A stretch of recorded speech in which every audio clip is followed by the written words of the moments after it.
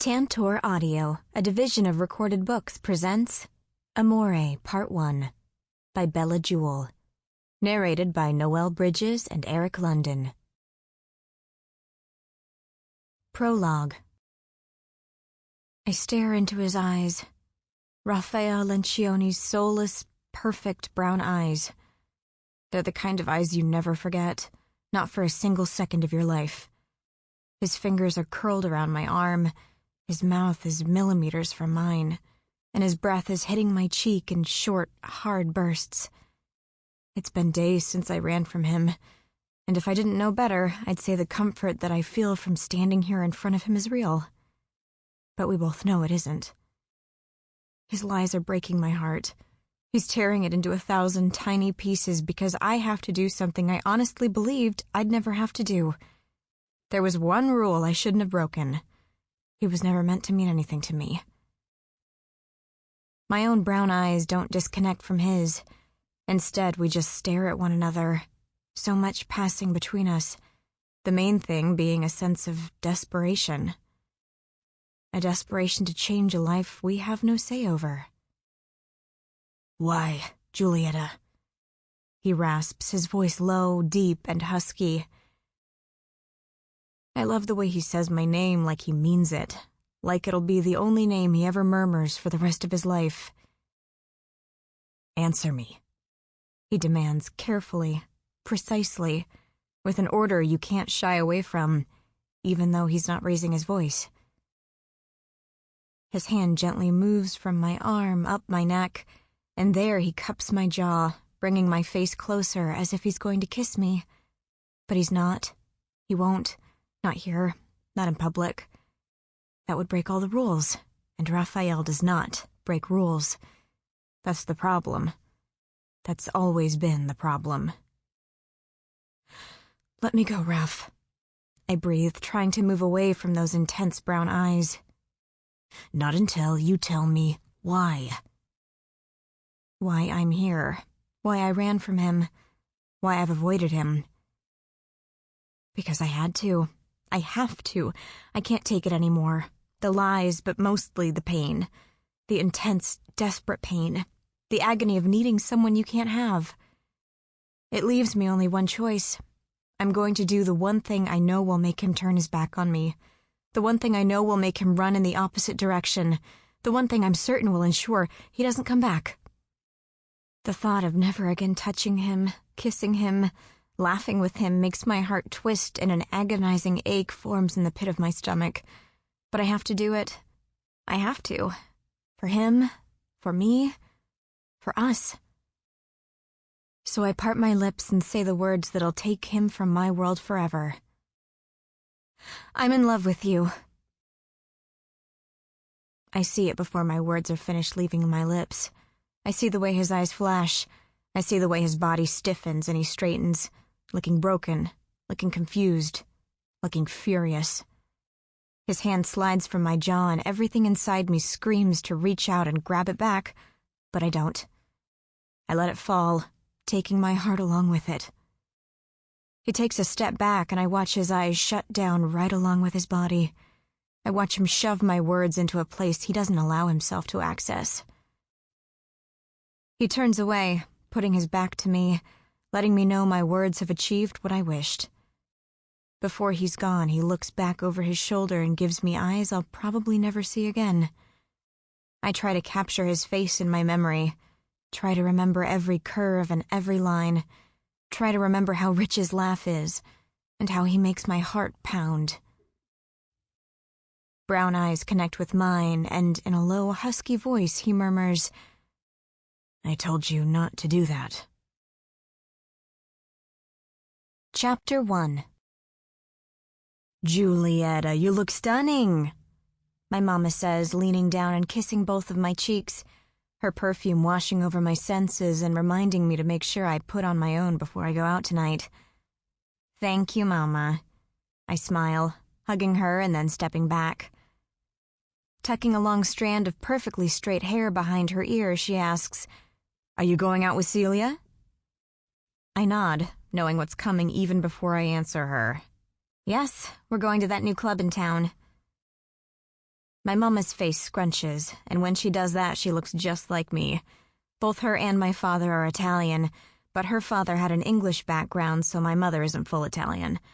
I'm a good mix of both my parents, with hints of my mother's heritage in me, which shows in my hair, which is light mousy brown, not the norm for an Italian. I have fair olive skin and brown eyes with thick lashes from my father. I also have a light scattering of freckles across my nose, which, Mama tells me, are from her. I wish those would kindly remove themselves. I don't know about that club. She keeps frowning and then leans in closer, her eyes wide, and whispers, "You do know who runs that, don't you?" I roll my eyes. Mama, I know, but everyone goes there. It's not dangerous, it's just a club. "It's run by members of the mafia," she whisper yells, her eyes flaring with a dramatic pop. I smile at her, trying to smother my laughter. When she gets like this, it can get pretty hilarious. She has a flair for the dramatic. And you know how they are in this town. Mama, I scoff. They don't bother anyone who isn't messing with their business. There are worse people out there. Celia has already been, and she said it's amazing.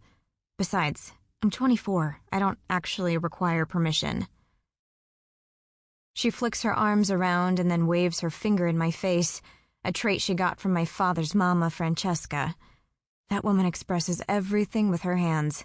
If she's talking or laughing or yelling, she's got her hands moving at a quick pace. "Don't you give me that kind of lip, young lady," Mama says, her eyes serious. "You're still my daughter."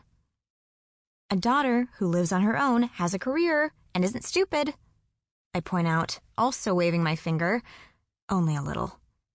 "It doesn't matter." She frowns, dropping her hands and crossing them over her chest. "That club isn't the place for a girl like you." I raise my brows. A girl like me? Nice, sweet, smart. You don't need to be getting up in the space of anyone involved with the Lencioni family. I'm going to drink and dance. That's it. I'm not getting up in anyone's space. It'll be fine. Now I have to get going. Celia is waiting for me. Mama shakes her head and crosses her arms over her chest. "Your father will not like this." "He'll be fine," I scoff. "He doesn't even need to find out." She looks horrified at the thought of keeping a secret from him. "He knows everything that goes on in this town, Julie. He'll find out." I raise my brows and throw back. He thinks he knows everything in this town, but trust me, he isn't as important as he believes. My father is a businessman and runs a local sanitation company. He knows a lot of people. He also thinks he's the king of Chicago. He would probably have a conniption if he knew I was going anywhere near the Lencionis. But it's just a fun night out. He has nothing to worry about. "You don't get your sass from me," she mocks as I kiss her cheek. I absolutely do. "Later, Mama." I turn and rush out before she can get another word in. I only popped by because I left my shoes here. Next time I'll wear a different pair. I adore my parents, but they can be slightly over-controlling. I guess it's because I'm their only child, and because of that, they tend to wrap me in cotton wool. They don't believe I can do anything on my own without their watchful eye. That's fine with me, but I've always been a free spirit, and I don't intend on changing that. "Oh my God," I cry, clapping my hands together and refraining from leaping up and down on the spot. "This club is amazing!" Celia takes hold of my arm, a huge grin on her pretty face. "It's incredible, right?" "Absolutely," I gasp, staring at the intense, beautiful space. It's sleek, modern, and huge. There are several floors overflowing with people. On the top part, they're leaning over the balcony, talking and watching the patrons below. The swank interior is decked out in a blue and black theme. The floors are black, the bars and booths are blue, and there are flashing lights hanging from the ceiling that change from flicking to pulsing every few seconds. There is a massive dance floor in the middle of the room, and it's packed. Breathtaking. Come on, let's see if we can get a drink, Celia says, pulling me through the crowd. The men around us make a line so we can move through with ease. That's not surprising.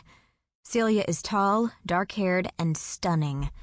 She's wearing a tight red dress and heels that scare even me, they're so tall. She walks in tall heels with ease, like she was born to move in them. My own hair is down, curled, and flowing around my back. My dress is equally as tight and black, dropping down to my hip at the back. My heels are black, strappy, and high, but not nearly as high as hers. A group of men in suits grin at us as we pass them, and I flash my best smile. I'm a serial flirt. Celia tells me I should have been a male, but it's just how I am. I'm in no way cheap, but I love giving the guys something to talk about, and a little flirting always does the trick. Ladies? Grins one of the well-dressed males. We both nod and keep pushing through to the bar.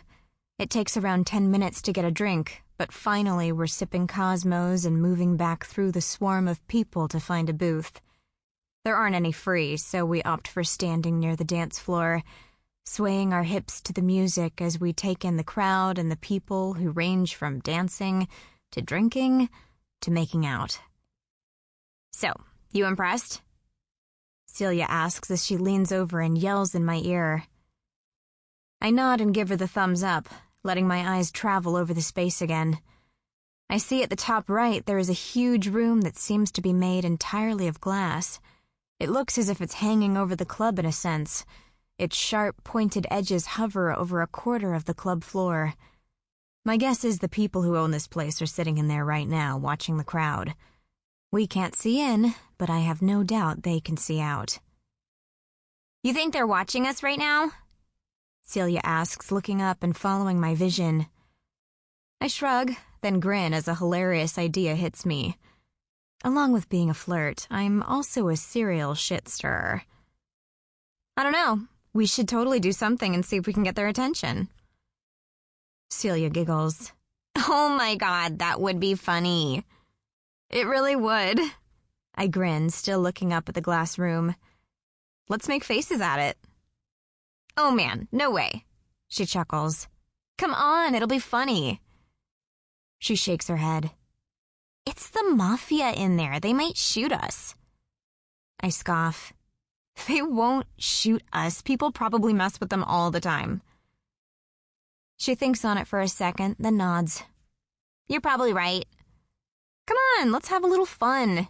Don't make me dare you. I know you can't say no to a dare. She feigns shock. You wouldn't. I grin. She grins. She's in.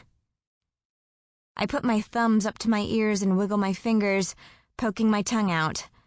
Celia jumps in beside me and we start pulling crazy faces. People around us laugh out loud and some of them call us immature, but if we cared, well, we don't, so it's beside the point.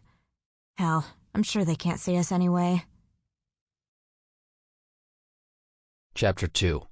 Rafael. Are you seeing this, Raf? My brother Vincent says, hands on the glass looking down at the two girls staring right up at the office, pulling faces. I'm seeing it, I murmur, my voice low but clipped, focusing on the girls below. My eyes train in on the one who started it all.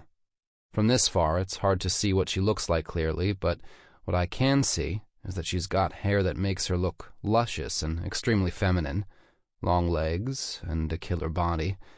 Obviously she's got sass, too.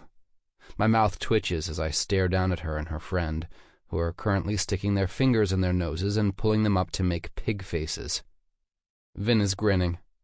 Don't they know who owns this club? Clearly they don't care, I say, leaning back in my chair and crossing my arms. Sassy little things, he murmurs, his eyes trained on the other girl and her red dress that can barely pass as a scrap of material. I say, watching a group of men around them who have slowly been moving in closer, eyes on the prize. Girls who look like that draw attention, but mostly girls who act like that, cute and Sample complete. Ready to continue?